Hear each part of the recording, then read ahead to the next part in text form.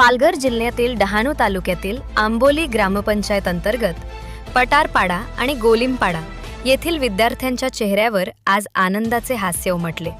ग्रामीण आणि आदिवासी भागातील विद्यार्थ्यांना शिक्षणासाठी प्रोत्साहन मिळावे, तसेच आर्थिक अडचणींमुळे त्यांच्या शिक्षणात अडथळे निर्माण होऊ नयेत या उद्देशाने स्वराज्य दीप फाउंडेशनच्या वतीने विद्यार्थ्यांना शैक्षणिक साहित्याचे वाटप करण्यात आले।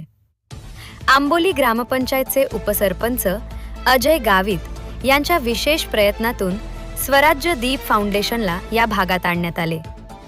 त्यांच्या पुढाकारातून आंबोली ग्रामपंचायत अंतर्गत पटारपाडा आणि गोलिमपाडा येथील विद्यार्थ्यांना त्यांच्या शैक्षणिक गरजेनुसार आवश्यक साहित्याचे वाटप करण्यात आले।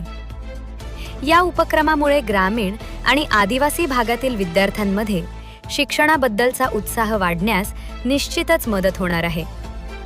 या कार्यक्रमाला स्वराज्य दीप फाउंडेशनचे संस्थापक सुभाष मोहन चौधरी, अध्यक्ष स्वप्नील सिनकर, उपाध्यक्ष मंगेश हनुमंते, खजिनदार जिगर पटेल, सदस्य शरद नेहरे, सदस्य अविनाश तुकाराम कामडी यांची प्रमुख उपस्थिती होती। तसेच शिक्षक वृंद, विद्यार्थी, अंगणवाडी सेविका आणि ग्रामस्थ मोठ्या संख्येने उपस्थित होते।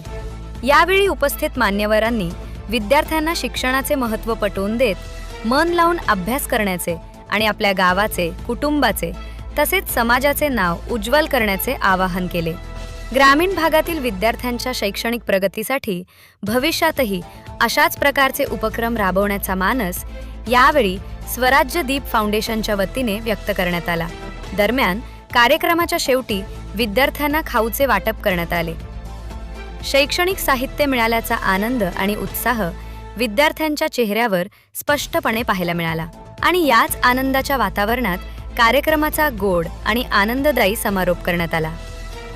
शिक्षणाच्या वाटेवर प्रत्येक विद्यार्थ्याला आधार देणे हीच समाजसेवेची खरी दिशा। या भावनेतून स्वराज्य दीप फाउंडेशनने राबवलेला हा उपक्रम परिसरात कौतुकाचा विषय ठरला आहे। दिनेश आंबेकर, निर्भीड समाचार, जव्हार।